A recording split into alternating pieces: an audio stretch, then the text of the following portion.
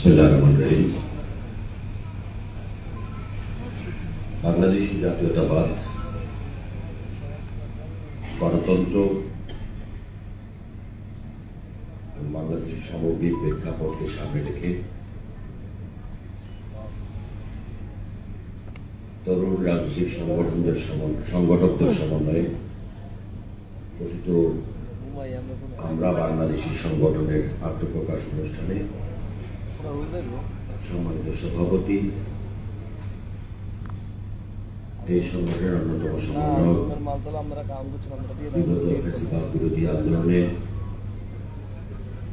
দীর্ঘদিন যিনি রাজপথে লড়াই করেছেন, আন্দোলন সংগ্রাম করতে গিয়ে ফ্যাসিবাদের আক্রমণের শিকার হয়ে জেল খেটেছেন আমার রাজনৈতিক সহকর্মী, ভারতীয় জোটের সাবেক নেতা জনাব সৈয়দ সারুদা, শ্রদ্ধাভাজন প্রধান অতিথি, বাংলাদেশের জাতীয় রাজনীতির একজন মেধাবী ব্যক্তিত্ব, বিগত ফ্যাসিবাদ বিরোধী আন্দোলনের বারবার কারা নির্যাতিত সংগ্রামী জননেতা, মাননীয় তথ্য সম্প্রচার মন্ত্রী, সাবেক ছাত্র নেতা জনাব জহিরুদ্দিন স্বপন, প্রধান আলোচক হিসেবে উপস্থিত রয়েছেন দেশের বরেণ্য শিক্ষাবিদ, বরেণ্য বুদ্ধিজীবী, আমাদের শিক্ষক, এই দেশের মহান মুক্তিযুদ্ধের অন্যতম সংগঠক জনাব প্রফেসর ডক্টর মাহবুবুল্লাহ, বিশেষ অতিথি হিসেবে মাননীয় প্রতিমন্ত্রী, এই দেশের ফ্যাসিবাদ বিগত ফ্যাসিবাদ বিরোধী আন্দোলনে তরুণদের যে প্রতিরোধ ছিল সেই প্রতিরোধের প্রধান নেতা মাননীয় প্রতিমন্ত্রী জনাব নুরুল হক নূর, যিনি ডাকসুবিপি ছিলেন,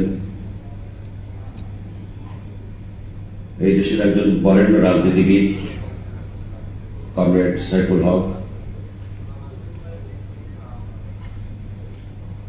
মাননীয় সংসদ সদস্য এবং বিগত ফ্যাসিবাদ বিরোধী আন্দোলনের আমাদের অন্যতম সহকর্মী, যিনি এলডিপির চেয়ারম্যান ছিলেন, ভারতীয় জোটের নেতা ছিলেন জনাব শাহাদাত হোসেন সেলিম, এবং বিগত আন্দোলনের সময় আপনাদের পরিচিত মুখ জনাব রাশেদ খান, জনাব মমিনুল আমিন, আজকে সঞ্চালক জনাব টিটু, উপস্থিত সমাজের সুধী মন্ডলী, সাংবাদিক বন্ধুগণ, আসসালামু আলাইকুম। আপনারা বিষয়বস্তু এবং তার সাথে যে সমস্ত সম্মানিত আলোচক উপস্থিত হয়েছেন তা থেকে বুঝতেই পারছেন যে আমাদেরকে নিয়ে অনুষ্ঠানটা শুরু করবার জন্য মূলত আমাদেরকে আমন্ত্রণ জানানো হয়েছে এবং এখানে খুব বিজ্ঞ আলোচক আছেন যাদের বক্তব্য আমাদের মনোযোগ সহকারে শোনা উচিত। সেই কারণে আমরা আমাদের বক্তব্য লম্বা করব না। আমি আমার এই বক্তৃতার প্রথম দিন, যেহেতু আজকে আত্মপ্রকাশ অনুষ্ঠান, যে আত্মপ্রকাশ অনুষ্ঠানে আমরা বাংলাদেশি সংগঠনের যে উদ্যোক্তা বৃন্দ তাদেরকে আমি আন্তরিক ধন্যবাদ জানাই, অভিনন্দন জানাই এবং প্রত্যাশা ব্যক্ত করি এই আমরা বাংলাদেশি সংগঠন এটি সামনের দিকে বাংলাদেশি জাতীয়তাবাদ, বাংলাদেশের গণতন্ত্র, বাংলাদেশের স্বাধীনতা, সার্বভৌমত্ব অক্ষুণ্ণ রাখার জন্য যে কোনো ধরনের বুদ্ধিভিত্তিক সাহসী সংগ্রামে নেতৃত্ব দিয়ে যাবে সেই বিশ্বাস আমরা করি। দীর্ঘদিন যাবৎ একটি বিতর্ক মাঠে জিয়ে রাখা হয়েছে। ইউনূস সরকারের আগমনের পর থেকেই এমন কিছু পরিস্থিতি তৈরি করা হচ্ছিল পরিকল্পিতভাবে,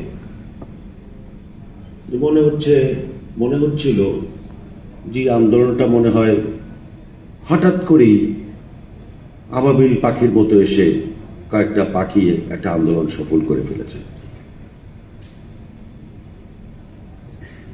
আমরা যারা টকশোতে যেতাম, আমরা টকশোতে গেলে এমন কিছু লোকজনকে আমাদের মুখোমুখি দাঁড় করিয়ে দেওয়া হতো, যখন বলতাম এটি টেকসই গণতন্ত্র এবং দেশের স্বাধীনতার সার্বভৌমত্ব থেকে সঠিক পথে পরিচালিত করবার জন্য, গণতান্ত্রিক পথে পরিচালিত করার জন্য নির্বাচিত সরকারের কোনো বিকল্প নেই, তখন আমাদেরকে এমনভাবে আক্রমণ করা হতো, মনে হয় যে নির্বাচনটা মনে হয় একটা অপরাধ, নির্বাচন চাওয়াটাই যেন অন্যায়। এবং উপদেষ্টাদের মধ্যে কিছু লোকজন আপনারা দেখবেন যে বলা শুরু করে দিল, শুধু কি নির্বাচন করার জন্যই আমরা এসেছি? একটা নির্বাচনের জন্যই কি এরকম রক্তক্ষয়ী সংগ্রাম হয়েছিল? অবশ্যই একটি গণতান্ত্রিক সরকারের জন্যই এই বিপ্লব, এই সংগ্রামটা হয়েছিল, এটা আমরা পরিষ্কারভাবে বলেছি। আর এই যে ঐক্যমত্য কমিশনের যে আলোচনা, সংস্কার, এই সংস্কারের প্রস্তাব সর্বপ্রথম বাংলাদেশে বিএনপির পক্ষ থেকে 31 দফার সংস্কার প্রস্তাব জাতিকে দেওয়া হয়েছিল। ষড়যন্ত্রটা খুব স্পষ্ট ছিল। একদিকে আলোচনার নামে নির্বাচনটা যাতে কোনো অবস্থায় না হয় সেরকম একটি পরিস্থিতির মুখোমুখি দাঁড় করানো হয়েছে, অন্যদিকে সরকার পরিচালনার অন্তরালে ভিতরে ভিতরে কিছু ভূত বিভিন্ন জায়গায় বসিয়ে দেওয়া হয়েছিল দেশকে অন্যদিকে ঠেলে দেওয়ার জন্য। সেই ভূত থেকে আমাদের মাননীয় প্রধানমন্ত্রী আজকের জনাব তারেক রহমানের বিচক্ষণতার মধ্য দিয়ে সেই ভূতের হাত থেকে বাংলাদেশ আজকে মুক্তি পেয়েছে। এটাই হচ্ছে আজকে তাদের বড় যন্ত্রণা। তাদের যন্ত্রণা হচ্ছে যে ওই ভূত দিয়ে তারা কেন তাদের ক্ষমতা দখলের, মসনদ দখলের স্বপ্ন তারা বাস্তবায়িত করতে পারেনি। এটাই হচ্ছে তাদের মূল কষ্ট। আজকে বারবার বিএনপিকে বুঝিয়ে দেওয়ার চেষ্টা করা হচ্ছে বিএনপি জুলাই সনদের বিরোধী। ভাই, বিএনপি জুলাই সনদের বিরোধী আপনারা গত 10টি বছর কমপক্ষে কোথায় ছিলেন? 2014 সালের 5ই জানুয়ারি নির্বাচনের পরে এই দেশে বাংলাদেশ জামাত ইসলামের কোন রাজনৈতিক তৎপরতা জনগণ চোখে পরিলক্ষিত করে নাই। আপনারা আপনাদের নেতাদেরকে হত্যার মুখে ঠেলে দিয়ে 2014 5ই জানুয়ারির পর থেকে আপনারা গর্তের মধ্যে লুকিয়েছিলেন।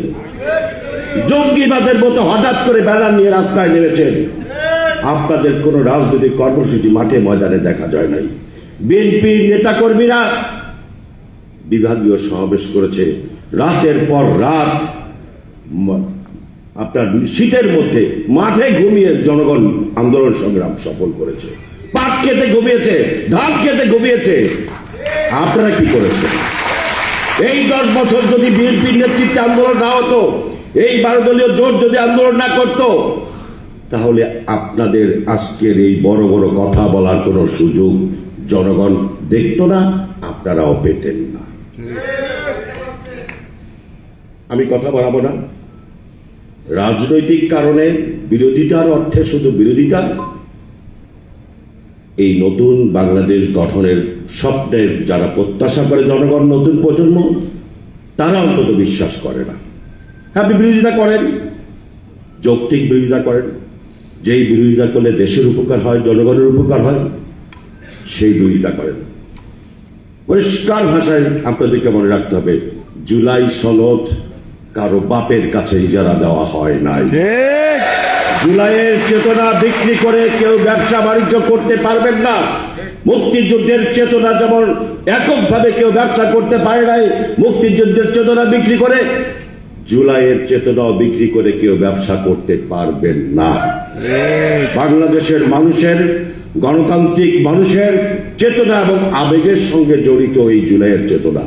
যেরকম মহান মুক্তিযুদ্ধের চেতনা আজও মানুষ হৃদয় থেকে দূরে সরে দিতে পারে না, জুলাইয়ের চেতনা কেউ দূরে সরে দিতে পারবে না। সেই কারণে বাংলাদেশ জাতীয়তাবাদী দলের বিরুদ্ধে অযৌক্তিক মিথ্যাচার, অপপ্রচার, সমালোচনা, সেগুলো বন্ধ করে যৌক্তিক ভাবে যদি আপনারা সমালোচনা করেন, কোন জাতীয় সংকট নিয়ে মাননীয় প্রধানমন্ত্রী যেভাবে আপনাদের কাছে সম্মানের সাথে আপনাদেরকে বলেন যে আসুন সংকটের আলোচনা করি, সেই সংকটের আলোচনা করে যদি দীর্ঘ পথ অতিক্রম করতে পারেন, ভবিষ্যৎ বাংলাদেশ ফ্যাসিবাদ বিরোধী শক্তির পক্ষেই থাকবে। আসুন ফ্যাসিবাদ বিরোধী শক্তির সকল ঐক্য একসাথে বাংলাদেশকে নতুন করে গঠন করার চেষ্টা করি, সেটি মাননীয় প্রধানমন্ত্রীও চান। আপনাদের সকলকে ধন্যবাদ। আমরা বাংলাদেশ সংগঠনের আবারও সফলতা প্রত্যাশা করে আপনাদের সকলকে ধন্যবাদ জানিয়ে আমার বক্তব্য শেষ করছি। আসসালামু আলাইকুম।